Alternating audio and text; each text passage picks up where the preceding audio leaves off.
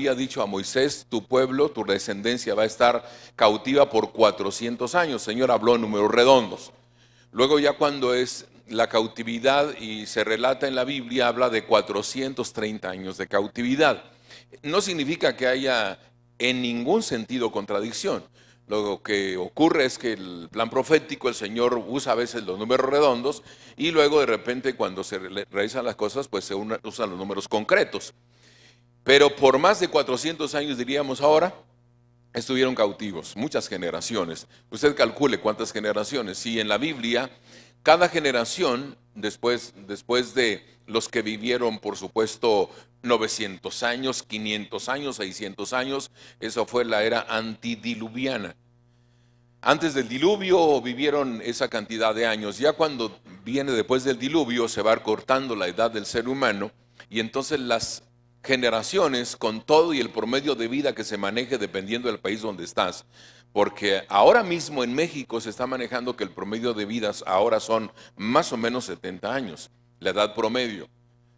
La edad promedio son 70 años, pero hay países donde todavía la edad promedio es 50 años, o hasta los 50 ya es un viejito. Aquí a los 70 todavía vamos a poder echarle ganas. Y cuando va la Biblia, por supuesto, a la promesa del Señor, al Salmo 91, o Salmo 90, perdón, dice la Biblia que la vida del hombre son 70 años y los más robustos, 80 años. Y el promedio de vida en México anda más o menos por ahí, que no era lo mismo antes de la revolución, le diré. Antes de la revolución el promedio de vida era bastante bajo en México. Pues andaba más o menos por ahí por los 50 años. A los 40 y tantos ya la gente ya estaba jubilada. Posiblemente incluso ahora por eso hay un conflicto ahí en los trabajos porque la gente pide la jubilación a los 30 años de servicio. Pero como a los 30 años todavía están bien fuertes, o sea, empiezan a trabajar a los 20, a los 30 tienen 50, a los 50, todavía dan para rato. Entonces ha ido incrementando la edad para la jubilación. Ustedes saben que ya no se jubilan a los 30 años ni a los 35, a veces a los 40, eso es a más, dependiendo de la fortaleza. Bueno, voy a la Biblia. Las generaciones en la Biblia, cada generación promedio era 40 años. El promedio general de la Biblia, 40 años después del diluvio. Entonces, 40 años, calcule 400 años de cautividad. ¿Cuántas generaciones estuvieron sufriendo trabajos forzados? Vaya que sufrieron, hermanos. Cuando usted lee el capítulo 1 de Éxodo, que andamos ya por ahí cerca, o ya llegamos. ¿Cómo anda la lectura emocional? ¿Dónde estamos? ¿En qué? Génesis todavía 40 y, ¿qué será 40 y? Ok, 45. Y andamos bien cerca.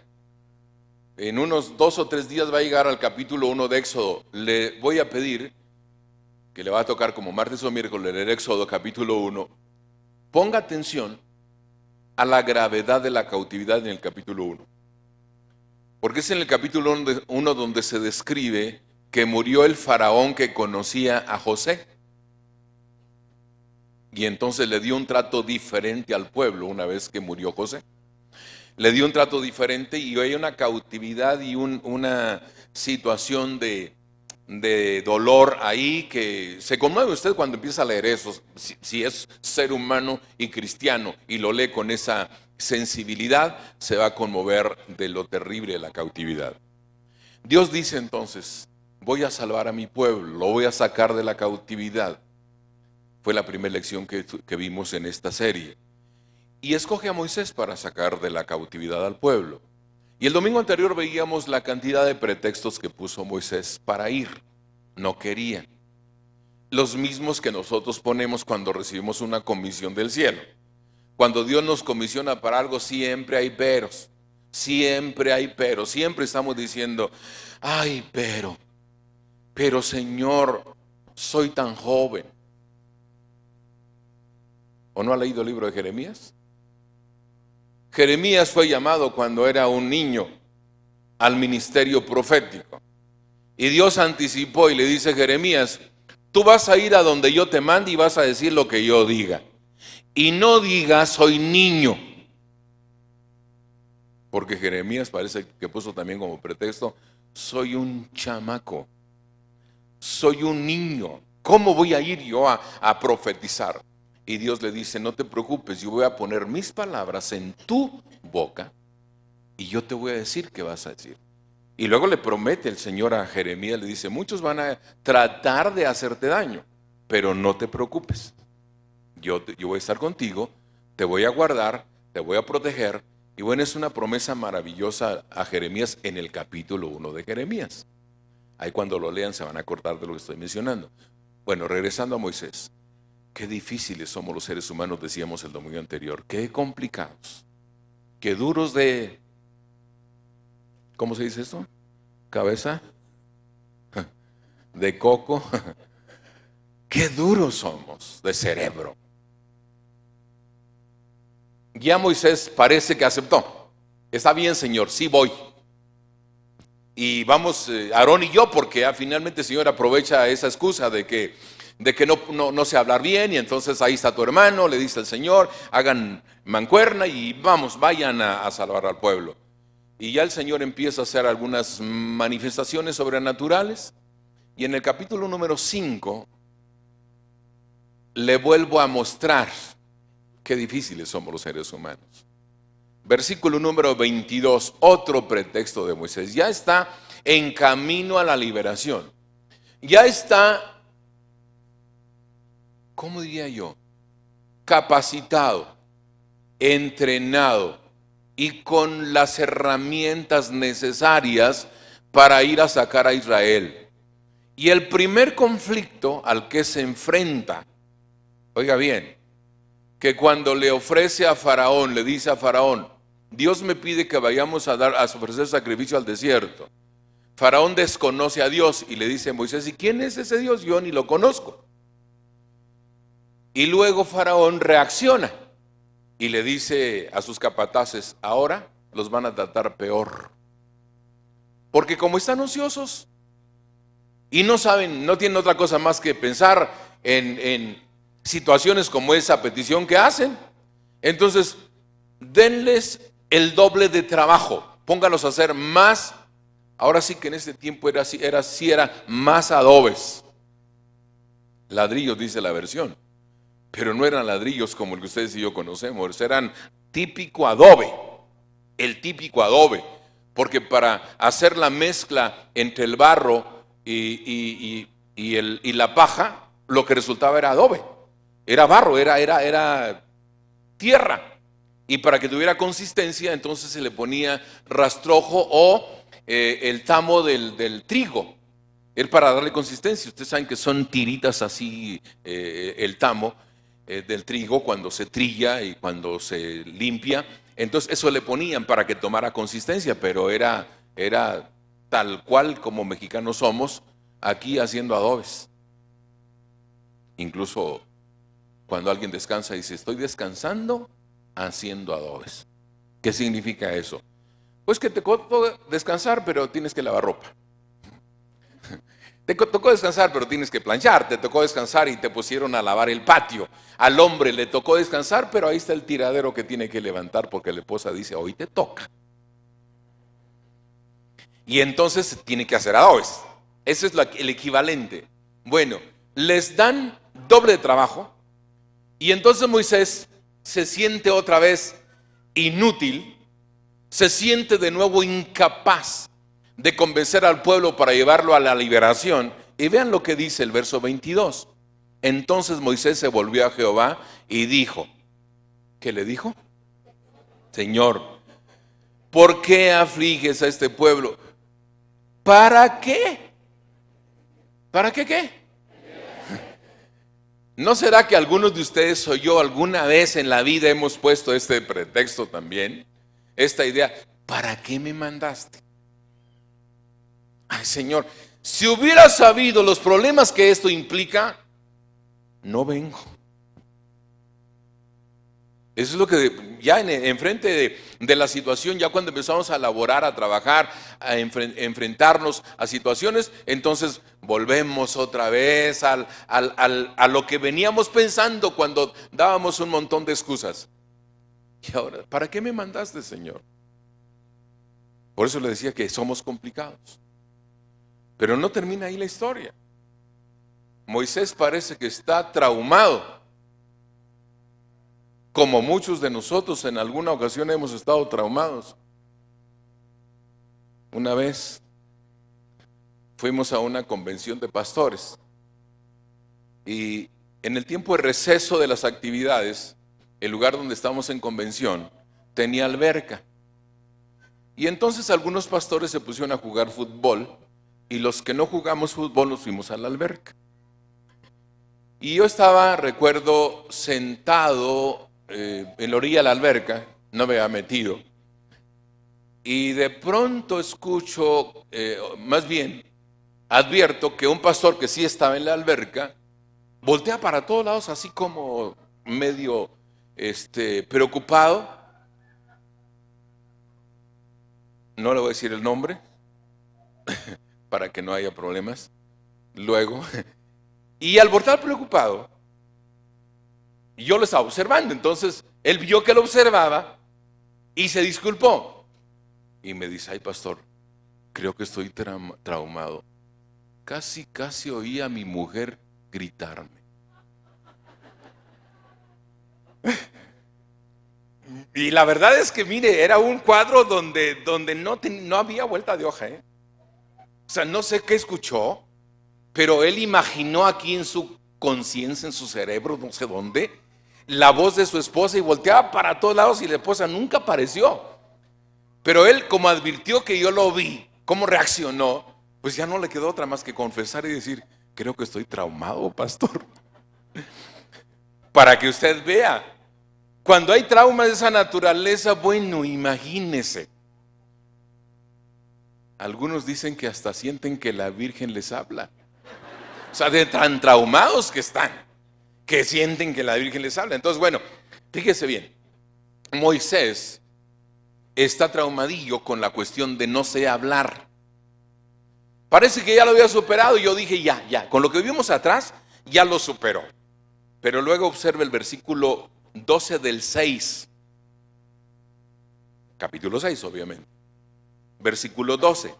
Y respondió Moisés delante de Jehová: he aquí los hijos de Israel, ¿qué? No me escuchan. ¿Cómo pues me escuchará Faraón siendo yo? Vea que está traumado.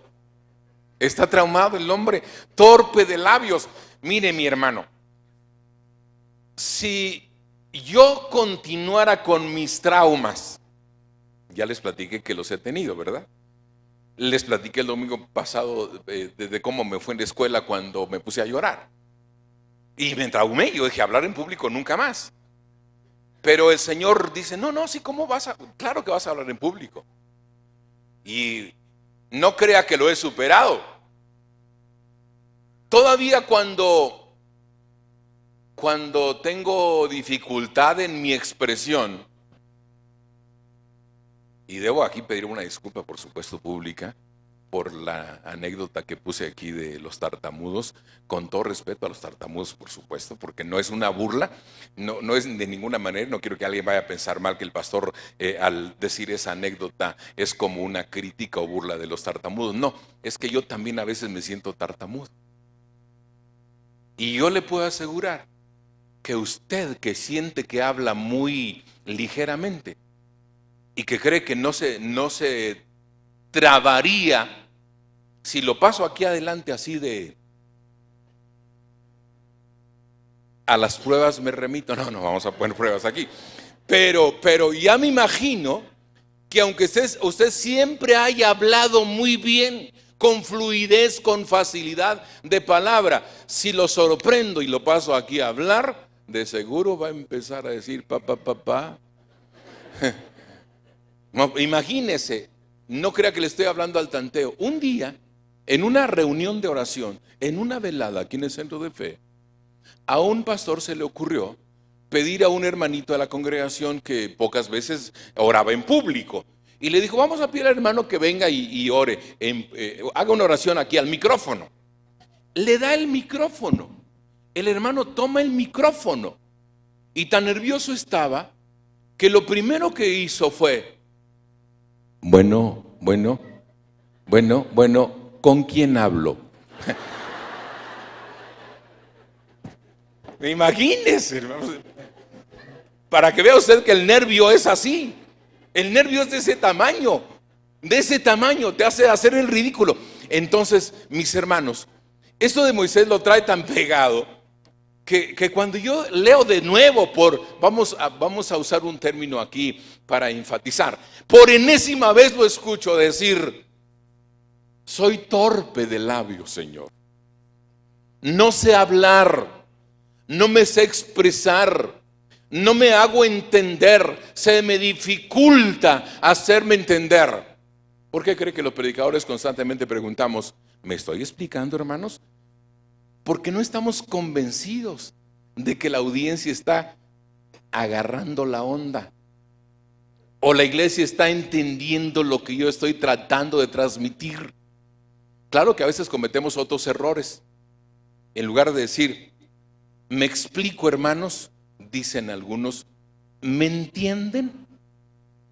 Y entonces, bueno, eso no es lo más correcto, pero igual les digo, cuando uno está traumado, cuando tiene problemas de esa naturaleza, pues lo que caiga, y tratamos de salir de esa situación. Así está Moisés. Yo pensé que ya lo había superado. Yo creí que ya estaba todo solucionado. Y todavía en el capítulo 6, todavía con lo de la culebra, lo de la lepra, hermanos. Eso de la lepra está tremendo también, la señal que Dios le dio a Moisés.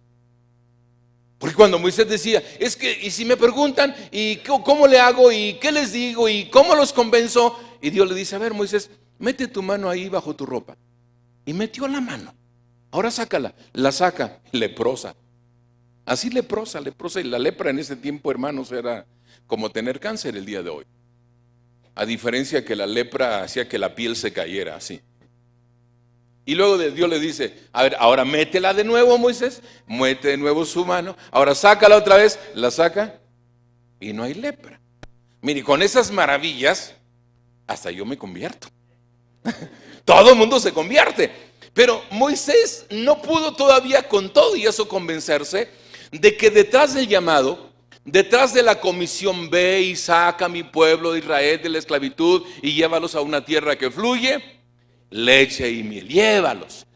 Todavía Moisés: no me van a escuchar, Señor. ¿Cómo le hago? Faraón no me va a oír. Esa es la excusa que está poniendo acá. No me va a oír Faraón, independientemente de que yo soy torpe de labios. No, ya, suéltalo, Moisés. Suéltalo. Finalmente, ya había dicho Dios: ¿quién dio la lengua? ¿Quién dio qué? ¿Quién hizo al ciego y al mudo? Exactamente. Así es. ¿Quién hizo al mudo y al sordo y al que ve y al ciego? ¿No soy yo, Jehová? Pues entonces, Moisés, si yo puedo hacer eso, también pongo la lengua para que hable. Entonces yo puedo hacer el milagro de darte facilidad de palabras. Déjeme decirle que no fue el único trauma de Moisés. Y tampoco vayan ustedes a pensar que Moisés después de esto ya se convirtió en el gran héroe nacional de Israel y todo superado. No, hermanos, Moisés era un hombre como ustedes y como yo, con altibajos de todo tipo, emocionales, espirituales y de toda naturaleza. Tenía sus altibajos. Con decirles que antes de entrar a la tierra prometida, ustedes saben que él tuvo una fallita ahí, porque Dios le dijo: háblale a la roca para que les dé agua, porque no había agua. Háblale. Y Moisés, en lugar de hablarle a la roca, agarra la vara y la golpea. Y entonces Dios dice: ¿por qué no me honraste delante del pueblo? Yo no te pedí que la golpearas, te pedí que le hablaras. Salió agua como quiera, porque Dios es misericordioso y nos saca de los apuros incluso. Imagínese Moisés, por desobediente, que le golpee la roca y que nada, no haya agua. Ahí lo linchan, hermanos. Entonces ahí lo linchan, seguro el pueblo lo lincha. Pero no, Dios misericordiosamente hace que fluya el agua. Pero le dijo Moisés: porque no me honraste delante del pueblo, no vas a entrar a la tierra prometida. Nada más la vas a ver de lejecitos. Solo la vas a ver, pero no vas a entrar. Y me imagino que eso le pesó a Moisés tanto, tanto, tanto, que cuando lleguen a Deuteronomio, les estoy haciendo encargos para que cuando lean la Biblia la lean con detenimiento y con entendimiento.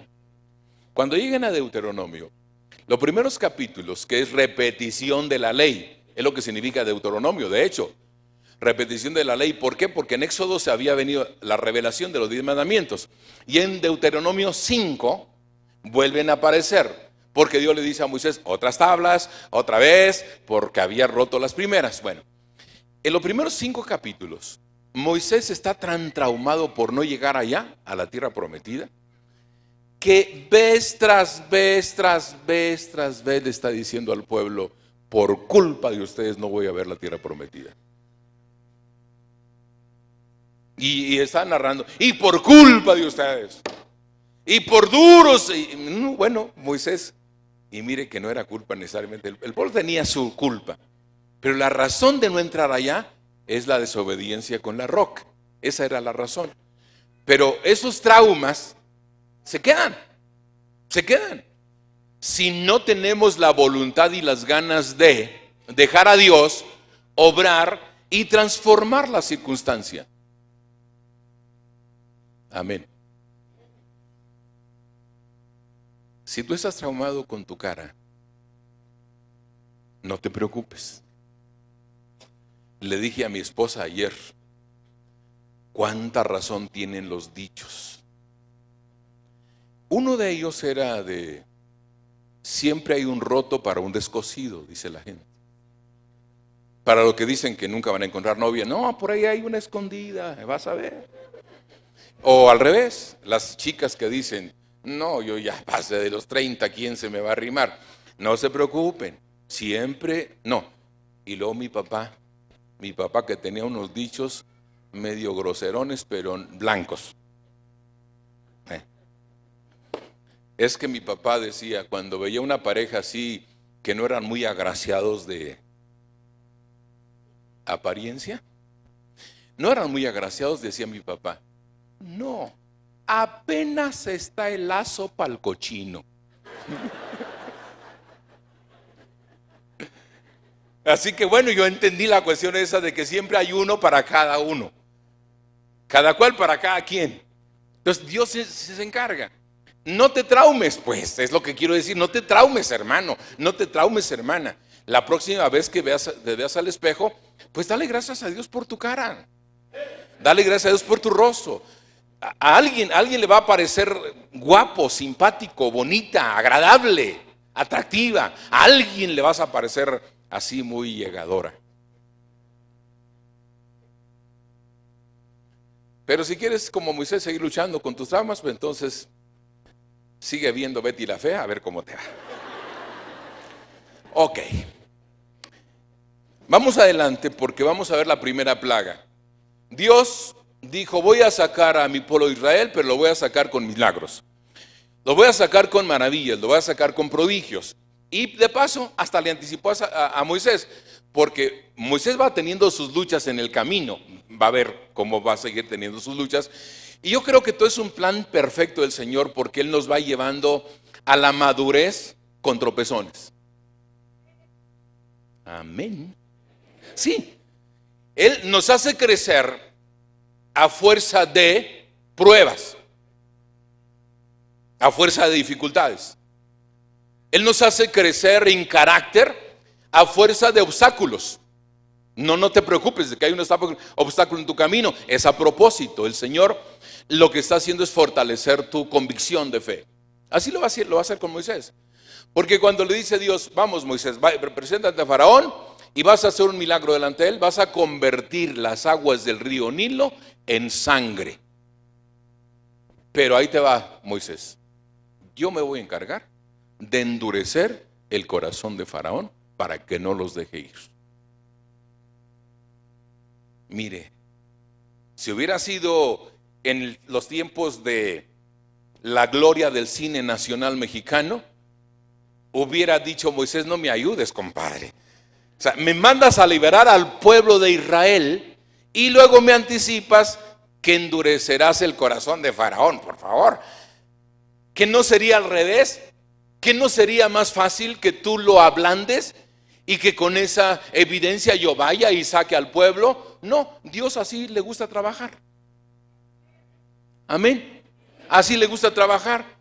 Así que para aquellos que dijeron, ya me convertí al evangelio, ahora sí todo color de rosa, ahora sí todo bonito, todo precioso, todo va a funcionar a pedir de boca. Y nada, que en la primera semana, por el trabajo, por la familia, por todos lados te empieza a llover.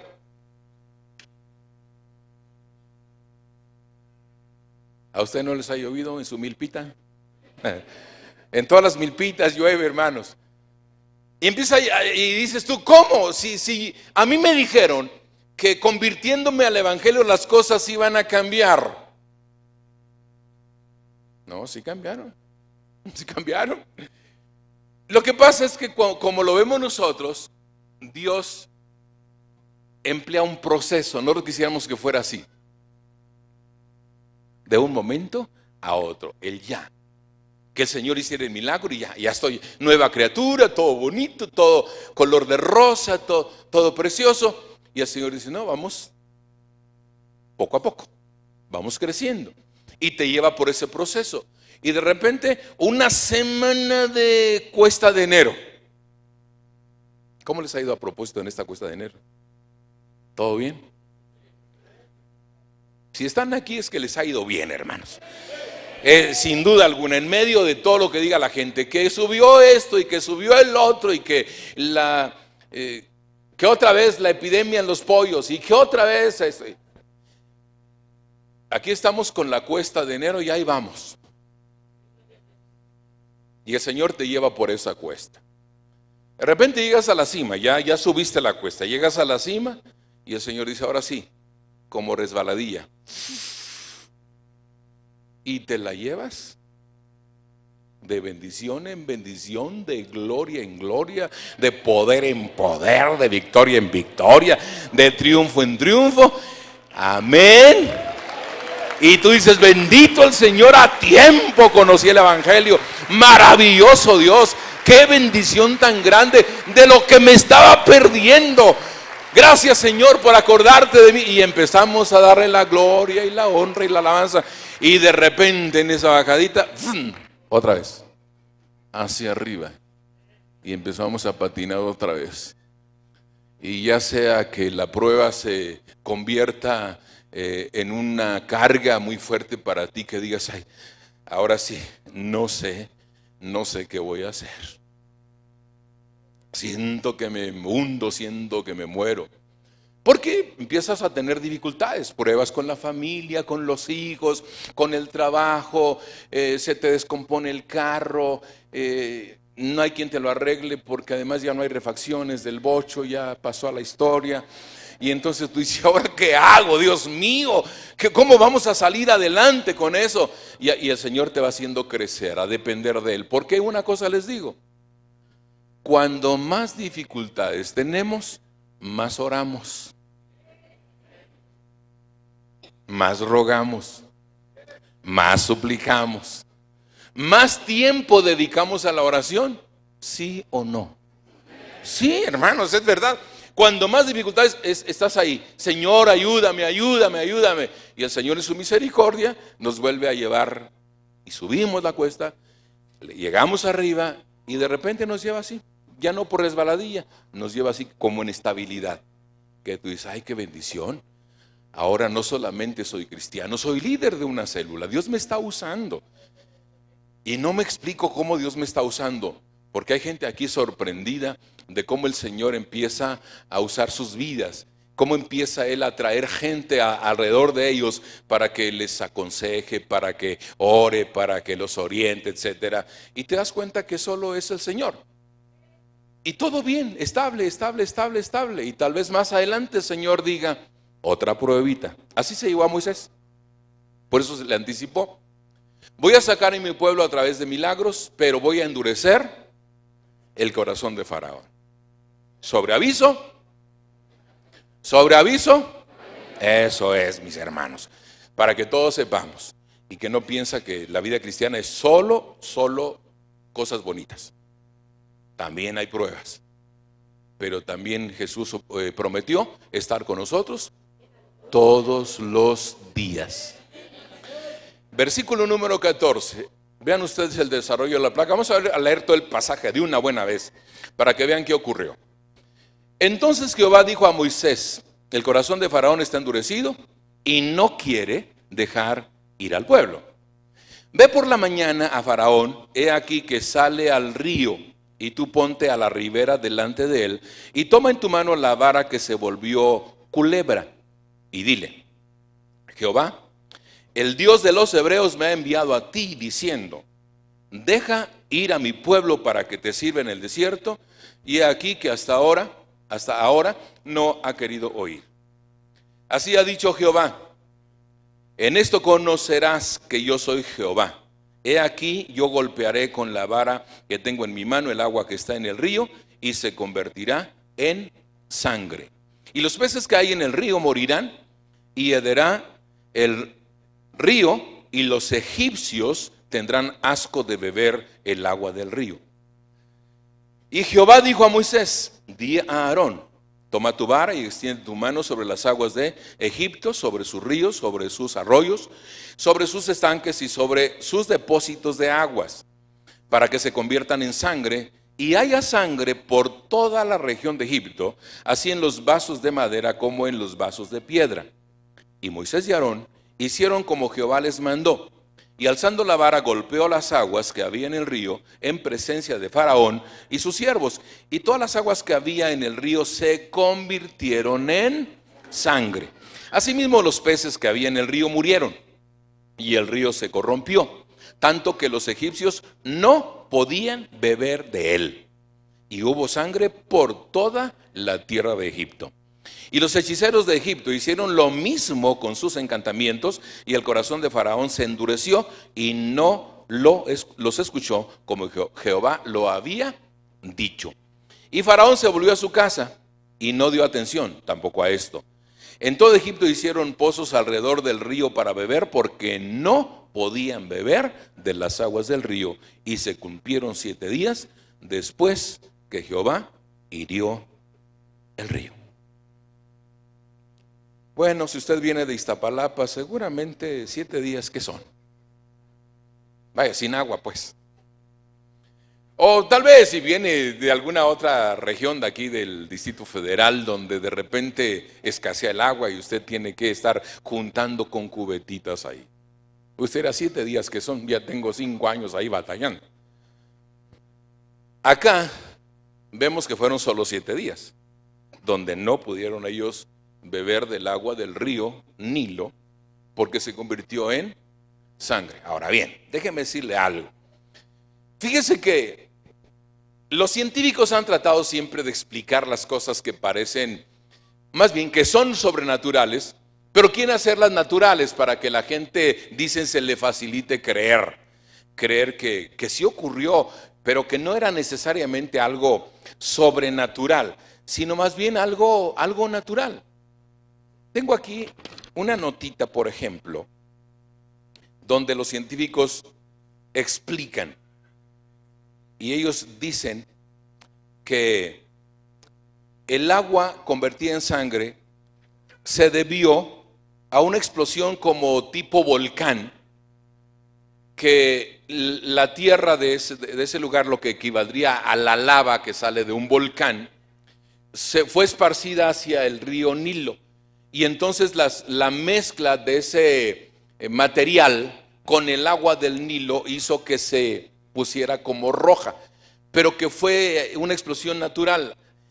Y entonces uno llega a la conclusión de que en el caso de que así fuera, ¿cuál es la diferencia de todas maneras en cuanto a que Dios puede hacer lo que le da la gana? O sea, Él tiene el poder para como quiera hacerlo. Si es natural o sobrenatural, finalmente da lo mismo cuando Él lo hace, ¿estamos de acuerdo? Si quiere abrir el mar para que pasen, amén. Y si quiere tener un barco totote para que todos nos subamos y nos vayamos, amén. Sí, como el caso de Noé, que el Señor hizo salvar a su familia, pues hace un barco. Él podría haberlo salvado de otra manera. No, pero imagínense el afán de querer explicar las cosas en forma natural. Un día oí de que el cruce del del Mar Rojo, ya que por ahí pasó el pueblo de Israel en seco, que eso lo vamos a ver casi al final de las 10 plagas, pasa el pueblo de Israel como en una calzada, dice la Biblia, aguas acá, y ellos pasaron en seco, es el relato bíblico. El científico dice, no, las aguas del Mar Rojo en esa parte no eran profundas. El pueblo podía pasar con toda libertad, que al fin y al cabo el agua solo llegaba como a los tobillos o a los lomos y podían pasar todos por ahí. Entonces no es tal que se abrió el Mar Rojo, sino que el pueblo de Israel pasó por ahí como entre el agua. Y una persona que leyó ese relato dijo, uy, pues más milagro entonces, más poderoso. Porque cuando entraron los egipcios se ahogaron todos. Imagínense, y el agua les llegaba aquí y se ahogaron. Más milagro aún todavía. Pero ven ustedes las contradicciones que hay cuando alguien trata de explicar a su manera los relatos bíblicos.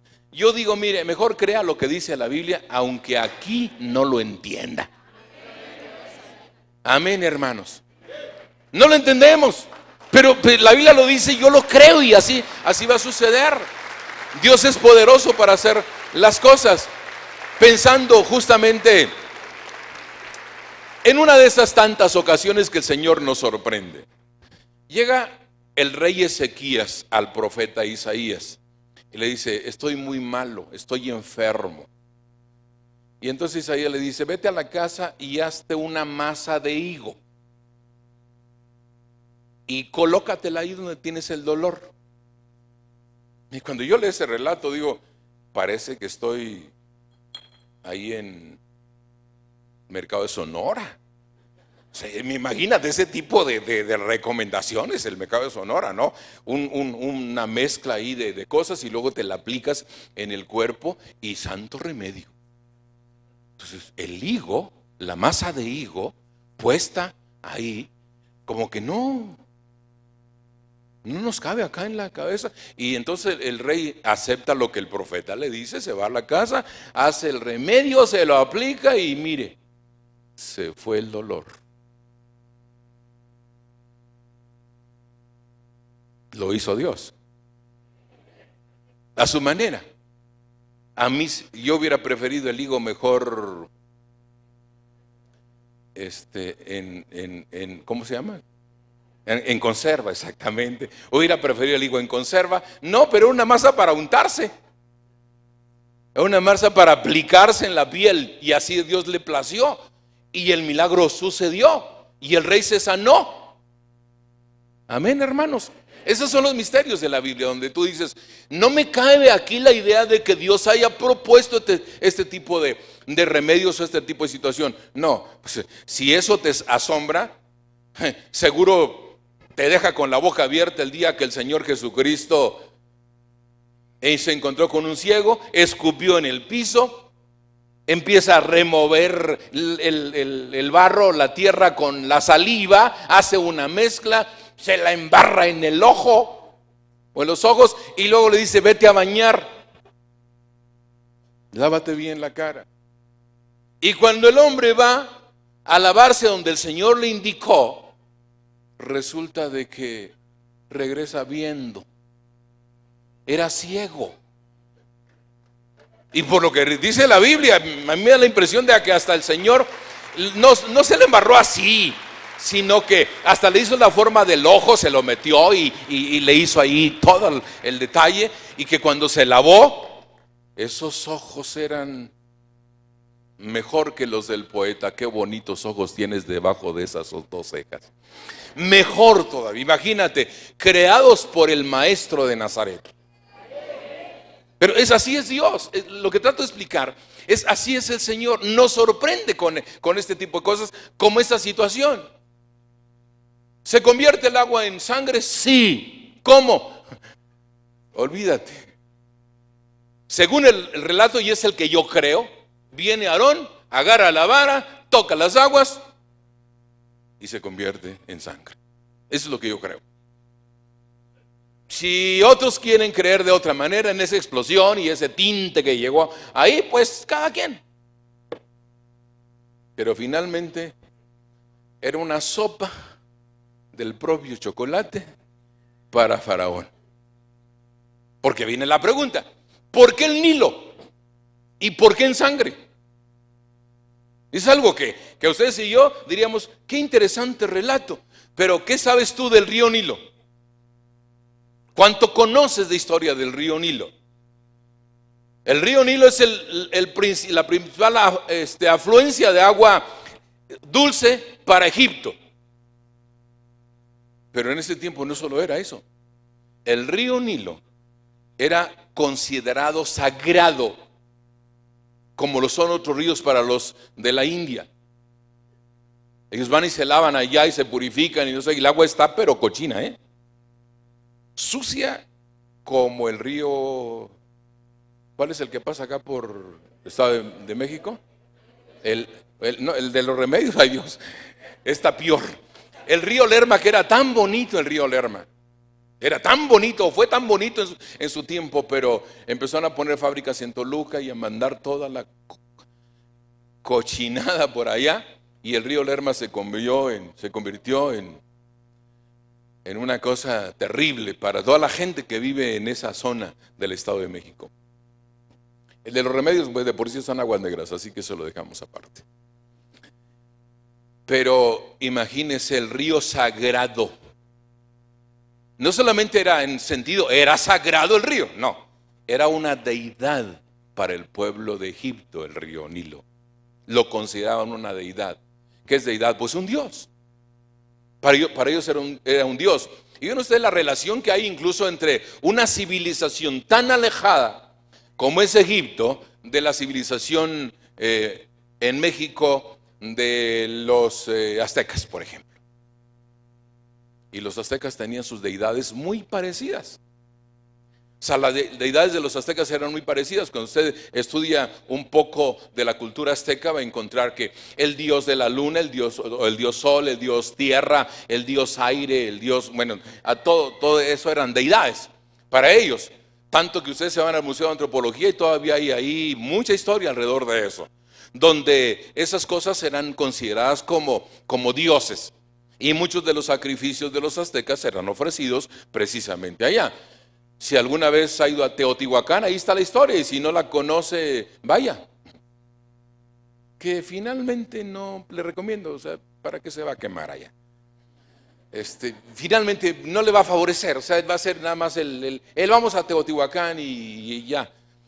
Porque es solo una historia de idolatría en su máxima expresión, y quién sabe cuántos changos habrá ahí todavía. ¿Y eso a qué me refiero? No hablo de los teotihuacanos, no, Dios me libre. Hablo de los demonios, pues. Hablo de eso, de los demonios. ¿Cuántos habrá metidos en la pirámide del sol, en la pirámide de la luna y todo eso? Esto debe estar saturado con eso de que cada 21 de marzo se van a recibir, ¿qué? Energía, según del dios sol, porque la pirámide del sol es donde van, a la pirámide del sol, a la dichosa energía. Bueno, esa es la relación. O sea, el hombre por la propia naturaleza está buscando a un ser superior, y los egipcios no eran la excepción. Y ellos, el río Nilo era su deidad. Y Dios dice, pues ahí por su deidad vamos a hacer la prueba. Y de pronto, aquello que consideraban Dios no pudo evitar que la mano de Dios lo tocara, y de pronto el agua no se puede usar. Los peces se mueren, imagínense. Ahora, imagínense dónde Dios está atacando, dónde Dios está afectando. No solamente el concepto espiritual, el concepto emocional de los egipcios. El Señor está tocando la sensibilidad de su religión, la sensibilidad de su fe, pero por otro lado está tocando la economía también de Egipto. Gran parte de la economía de Egipto dependía de la pesca del río Nilo. pero ahora todos los peces están muertos. Ya me imagino la pestilencia. Mi esposo hubiera dicho, qué hediondo. Bueno, es que allá en mi pueblo así decimos, hermanos. Aquí dice, lo que leímos aquí en la palabra del Señor, dice, hederá el río. No es que nosotros como mexicanos a la H le ponemos J. Entonces ese es nuestro problema. Y decimos entonces, hederá el río. Se oye medio feo, ¿no? Pero era mal olor. ¿Por qué? Por tanto pez muerto. Tanto pez muerto estaba produciendo esta situación. Así que Dios está atacando dos aspectos. El aspecto de la religión, el aspecto espiritual y el aspecto económico. Porque por 7 días no se puede pescar. No hay pesca. Así que, egipcios, olvídense de el filete de pescado. No hay. Olvídense de pescado a la talla. No hay. Olvídense de como sea, hermanos, como le guste a usted. Olvídense, no hay pescado. Por 7 días se acabó la pesca. Y Dios está enseñando al egipcio que Él es Dios, que Él tiene el control. Amén. Que cuando Él quiere hacer algo, lo hace. Y el río Nilo, por grande que fuera, por incluso que fuera un río donde hay mucha afluencia de agua, de pronto está inservible, no funciona, no sirve. Pero no solo eso. Ustedes pueden notar que no solamente el río, afectó las fuentes de las aguas. Afectó hasta ese momento algunos de los pozos que ellos tenían para sacar agua dulce, no había. Tuvieron que hacer nuevos pozos para abastecerse durante esos días en que duró el agua convertida en sangre. Ahora, ojo con esto. Dios nos sorprende, por supuesto, nos sorprende de 1000 maneras. La sangre en la Biblia tiene dos representaciones, dos símbolos, por decirlo de otra manera. Es símbolo de redención. ¿Están de acuerdo? La sangre de Cristo nos limpia de todo pecado. Es símbolo de redención. Pero al opuesto se va totalmente. Y la sangre es símbolo de juicio de Dios. Cuando ustedes lean Apocalipsis de nuevo, observen también ese detalle de una guerra. Ahora se habla de la madre de todas las guerras. Todavía no ha llegado, algunos ya le han puesto nombre a alguna en la historia, pero todavía la madre de todas las guerras no ha llegado. Cuando llegue la madre de todas las guerras, a la luz de la Biblia dice que la sangre correrá. Y la descripción que da dice que correrá de tal manera que será de altura más o menos como hasta el freno de los caballos. El freno de los caballos se pone en la trompa del caballo, entonces calcúlenle. Y eso obviamente es sentido figurado. Pero habla del juicio. O sea, el derramamiento más grande de sangre en la historia será cuando esto ocurre en Apocalipsis. Y eso de correrá como un río, pues obviamente, insisto, es sentido figurado, pero para darnos a entender el Señor de que los juicios de Dios son así de graves. Es así de delicado leer en la Biblia que Dios traerá un juicio. Y entonces el color, la sangre, la va a usar el Señor o como símbolo de redención o como símbolo de juicio. Bueno, tanto que en otro sentido a la sangre la coloca el Señor incluso en los últimos tiempos cuando dice: y el sol no dará su luz y la luna se convertirá en sangre. Y tú dices, ¿cómo? Obviamente hay otra escritura que dice que tomará un color rojizo como de sangre, la luna. Entonces, señales de los juicios divinos antes del fin. O tal vez cuando ocurre el fin ocurren esas maravillas. Y de repente la luna de octubre, que dicen que es la más bonita, yo creo que sí, porque mi esposa cumple años en octubre. La luna de octubre, que es la más bonita y que está resplandeciente, redondota, así como cantaba aquel fulano, la luna redondota. Cuando la vemos ahí, un día de pronto no la vas a ver con esa claridad, sino la vas a ver roja, como sangre. Eso será la señal de que ya se acabó el tiempo. El Señor emplea eso. Entonces aquí vemos el uso, el que el Señor haya convertido a través de la vara el agua del río Nilo en sangre y las fuentes, es justamente para entender nosotros que el mismo símbolo que emplea para redimirnos lo emplea para juicio. Y que ojo con esto, porque cuando estudiamos profecía, a estos detalles en los que hay que ponerle mucha atención. ¿En razón de qué? Ustedes leyeron conmigo que los adivinos o los encantadores o los hechiceros de Egipto hicieron lo mismo. Sí lo leyeron, ¿verdad? Raro para nosotros. Señor, ¿por qué lo permitiste? O sea, ¿por qué permitiste que los hechiceros también hicieran la misma cosa? Que convirtieran agua en sangre. Pues para que Faraón se endureciera. La respuesta lógica es eso. Para que Faraón se endureciera. Dios había trazado un plan. Voy a endurecer el corazón de Faraón. No dijo cómo hasta ahora. Pero cuando ve que los adivinos de él, los hechiceros de él, logran hacer que el agua se convierta en sangre, él dice, no pasa nada. No pasa nada. Pues si también ellos lo pueden hacer. Y Dios lo permite. Dios lo deja. Y Dios lo deja, y usted se preguntará, pero ¿por qué, Dios mío? ¿Por qué? ¿Por qué permitiste eso? Tú podías haber evitado, ¿o no? ¿Están de acuerdo que pudo haberlo evitado? Claro, Él tiene todo el poder. ¿Por qué lo permite? ¿Por qué el Señor permite eso? Porque ese es un anticipo también a lo que vendrá en los tiempos finales. ¿Saben ustedes que el anticristo va a venir haciendo milagros también? Y ese es el problema de mucha gente. Porque yo sigo escuchando y hoy en día escucho, por ejemplo, decir a personas, es que yo fui a Chalma y sí me hizo el milagrito, ¿eh? ¿Cómo le llaman el santo niño de Chalma o cómo era la cuestión esa? ¿El qué? El señor de Chalma, es el señor de Chalma. Entonces, el fulano señor de Chalma, según mucha gente, da testimonio que también hace milagros, que hay gente que llega enferma allá y que regresa sana. Y yo le digo, tiene razón, y puede ser. Lo único es, ¿quién hizo el milagro? ¿A quién le atribuimos el milagro? Esa es la cuestión. Hermanos, estamos viendo días de tanta confusión que vale más que estemos, pero alertas por todos lados. Tener un discernimiento espiritual, pero bastante agudo, nos urge tenerlo.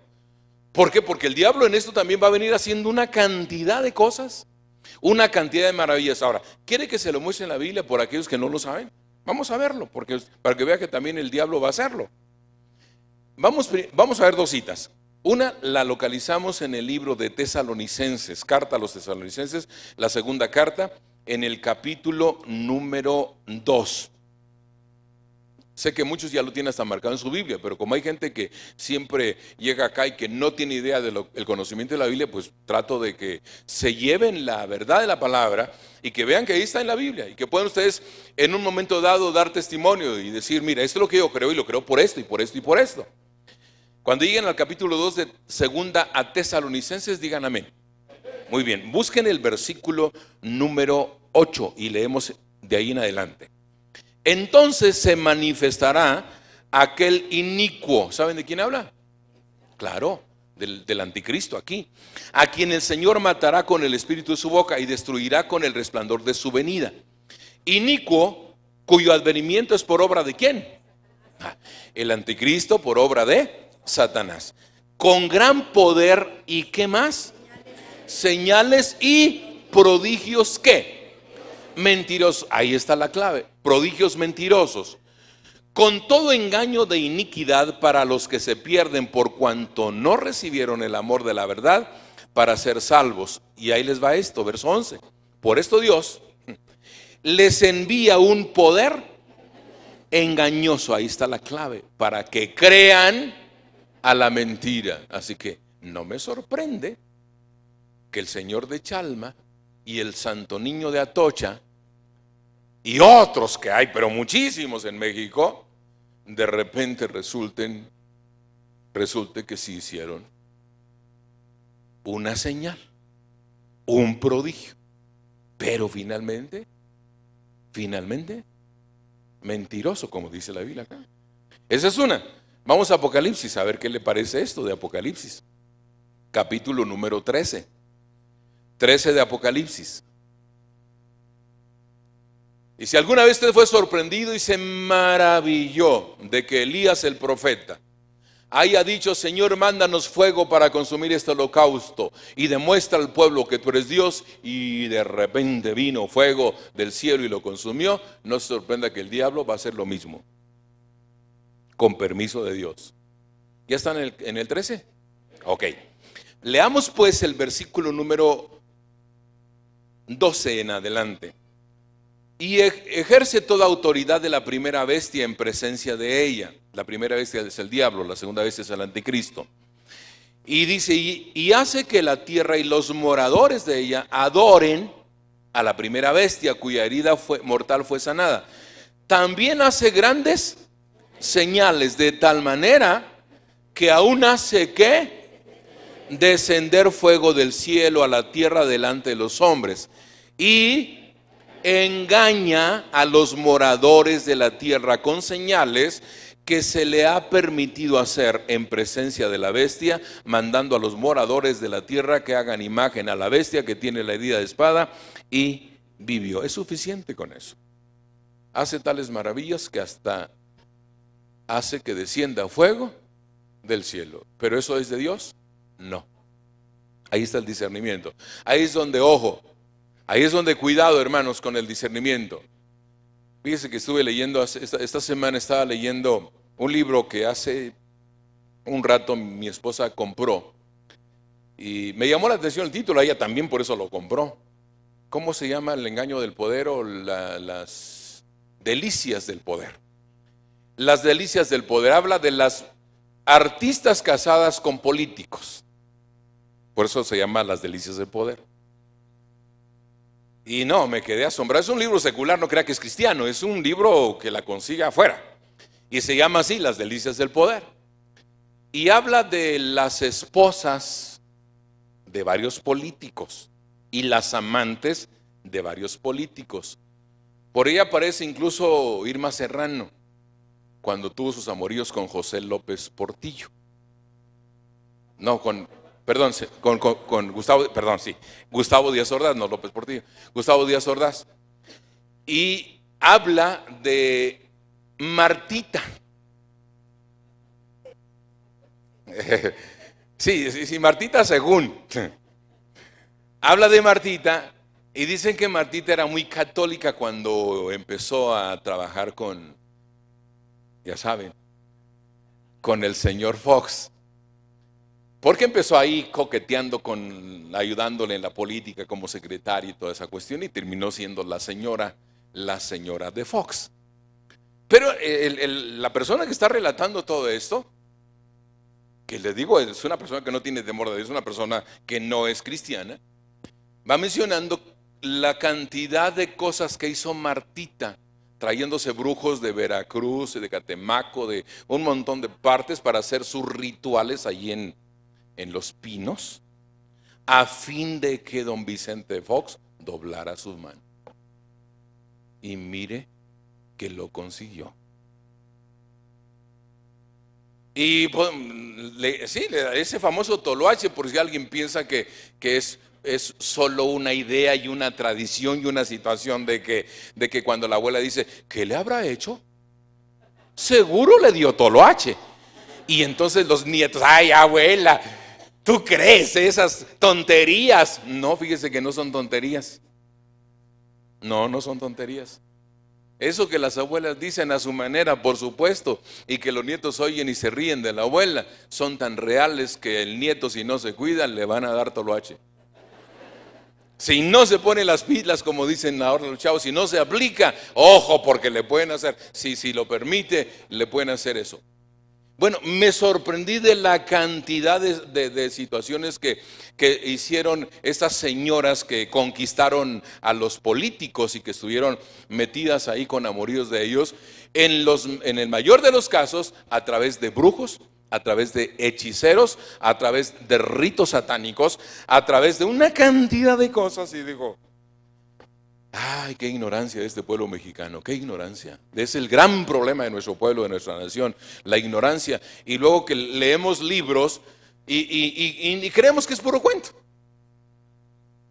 Mire, no importa que me oiga el señor Peña Nieto. Cuando se dejan hacer esos rituales de limpias ahí por los chamanes, por los brujos, ellos no advierten, ellos dicen, me voy a congraciar con el pueblo, me voy a identificar con el pueblo. Y para que el pueblo vea que soy una persona sencilla, me cuelgo acá una corona de flores y no sé qué, y luego dejo que el chamán venga y haga ahí su limpia, y por atrás y por delante, y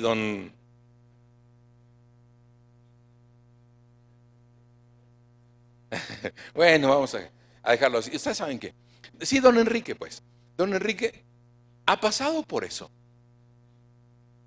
Así que, igual, hermano, no creamos que vamos a tener una nación maravillosamente próspera en el sexenio de Enrique Peña Nieto. No tenemos idea.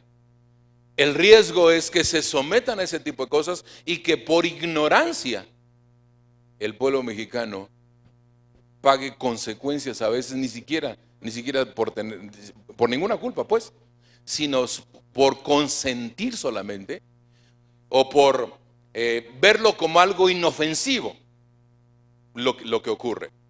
Acá están los brujos o los hechiceros, así lo menciona la Biblia, los hechiceros de Faraón, haciendo lo mismo. Y Dios lo permitió. Esa es una señal de que Dios permite cosas para enseñarnos a nosotros a diferenciar entre lo que es y lo que no es. Amén, mis hermanos. Es una señal de madurez, de crecimiento. Es ahí donde tú dices, no puedo aceptar esta situación, porque es lo que yo creo de la palabra del Señor. Y renuncio y rechazo todo lo que tenga que ver con ese tipo de cosas. Imagínense, sí, hasta los pastores hemos recibido críticas de repente en la educación de los hijos. Alguna vez yo comenté aquí que cuando nuestras hijas eran pequeñas y las llevábamos a la escuela, siempre el pleito era por ahí, por el Día de Muertos, 2 de noviembre, porque siempre las calaveritas y toda esa cuestión. Nosotros le decíamos a nuestras hijas, no, ustedes ni van a celebrar, ni van a participar del altar y todo eso. Nos decían que exagerados, que cómo nos cerrábamos tanto a esa situación. Y sin embargo, a través de la experiencia hemos descubierto que hay muchos niños que a esa edad temprana ya son atrapados, son cautivos por una tradición aparentemente inofensiva, pero que quedan marcados a partir de eso porque le abren una puerta al diablo. ¿Qué hacíamos mi esposa y yo? Nos negamos a veces y otras veces lo que hicimos, lo he platicado acá, lo que hicimos es, vamos a mandar, si la maestra pidió una calaverita, ¿saben el versito ese? Vamos a hacerlo. Lo sacamos de la Biblia y se lo mandamos. Tal ignorancia de la maestra de la escuela, que le dice a la niña nuestra que llevó esto, dice, ay, qué bonita calaverita hiciste. Te salió bien bonita. ¿Dónde está, o muerte, tu aguijón? ¿Dónde, o sepulcro, tu victoria? ¡Qué bonita! Es así como se vence las artimañas del diablo. Pero hay que tener discernimiento, hermanos. La capacidad de discernir. ¿Mande? ¿Era qué? Sí, pero la gente lo llama la calaverita. Sí, bueno, que sea como venga, pero sí entendimos la idea, ¿no? Sí le entendimos. De que para qué nos metemos en líos, cumplimos con la tarea y cuando era necesario decir, no, maestra, nosotros somos evangélicos, no profesamos eso, disculpe, el respeto que le tenemos a usted, le pedimos también para nosotros. Y no se crea, algunas maestras malas, con mayúscula, le bajaron la calificación a las hijas a propósito, las empezaron a tratar mal a propósito de esa situación, pero gloria a Dios, porque hoy ya son mamás, y las 3 hijas mayores que ya son mamás, ahora le están enseñando a sus hijos, y los principios que tienen en el corazón, sin que nosotros los presionemos, son lo que están llevando a ellos. Aprendieron bien. Y no se crea, de repente protestaban, especialmente con eso de los bailables, y les encantaba el chisme. Y entonces cuando se trataba de bailar, es que yo sí quiero bailar. Pues fíjate que no. Y le puedo garantizar que alguna se salió con la suya.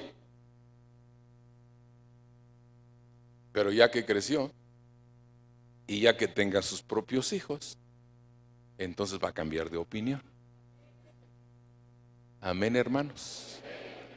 Bueno, termino la historia de la sangre, de que el Señor permitió que también los hechiceros de Faraón hicieran lo mismo, pero ya sabemos la razón por lo que le permitió, era que el corazón de Faraón se endureciera. Y termino con los últimos 2 versículos. Y en todo Egipto hicieron pozos alrededor del río para beber, porque no podían beber de las aguas del río, y se cumplieron 7 días después que Jehová hirió el río. Jehová hirió el río. Esa es palabra clave. Y por ahí les encargo también, cuando estén leyendo de nuevo, ya vamos a empezar a leer Éxodo, deténganse a observar la vara. ¿Qué tienes en la mano? Una vara. Esa vara que Aarón usaba para cuidar las ovejas allá de su suegro. De repente van a encontrar que la vara de Moisés se convierte en la vara de Dios. Deja de ser la vara de Moisés y se convierte en la vara de Dios. Y de repente es la vara de Aarón, la misma, es la misma vara. Pero dependiendo de cómo el Señor va a emplear su poder, o es la vara de Moisés, o es la vara de Aarón, o es la vara de Dios. Es la misma que reverdeció y que metieron en el arca del pacto, como recuerdo de aquello. Y eso es la representación del poder del Señor. Pero me gustó mucho ese detalle de que hay 2 referencias en la Biblia donde habla de que esa vara era la vara de Dios.